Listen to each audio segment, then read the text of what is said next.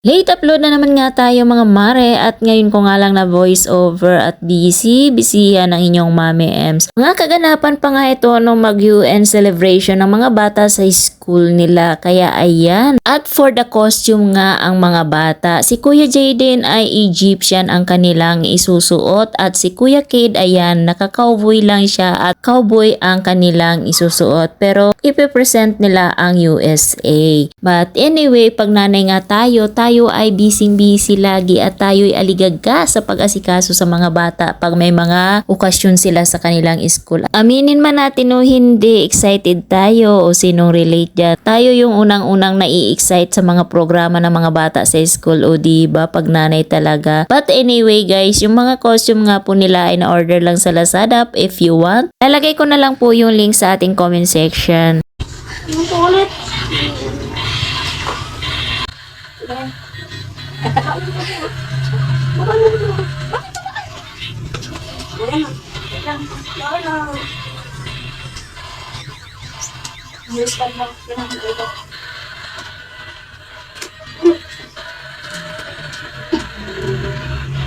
We can discuss it.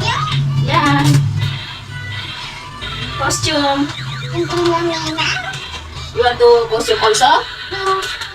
Amina. Amina. Ah? Is Egyptian. At Egyptian kuya. Infantis. Egyptian kuya. Punok yung camera. Camera no? Egyptian kuya. Yung camera no? Ano to? Lino. Ako din.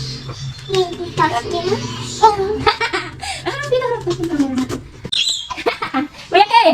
Kasi Kuya Kay. Ayan. Magka-chinelas ka lang. Kuya, doon lang mga tayo. Picture lang kayo ni Kuya dito. Dito dali. Oo. Diyan, picture lang tayo kayo dyan ni Kuya. Kuya, doon ka tabi. 1, 2, smile. Ayan, sila Kuya. Kuya Kid, pugi-pugi ah. Shoes mo. Wait lang at maligo muna ako. Ay, wait lang akong. May Egyptian, no? At nung may ready ko na nga sila at nakapagbihis na sila, ako naman syempre ang magre-ready at ayan nga, may batang hindi nakakaramdam at hindi naman siya isasama pa at bali mauuna nga kami doon. Bali nga, susunod na nga lang sila ng daddy niya at di ko nga maaasikaso tong dalawa pag isinama ko pa to. At nakaligo na nga at nakabihis na ako sa mga puntong yan at nagpicture muna ang dalawa bago kami umalis. Buti na nga lang at hindi pa nakakahalata na kami ay aalis na. Pero ayan, bibitinin ko muna kayo hanggang dito na muna. See you on part 2. So ayan na nga guys, tara na. Samahan nyo kami at punta na tayo sa school. UN celebration nila. Kaya let's go. See you there. Bye.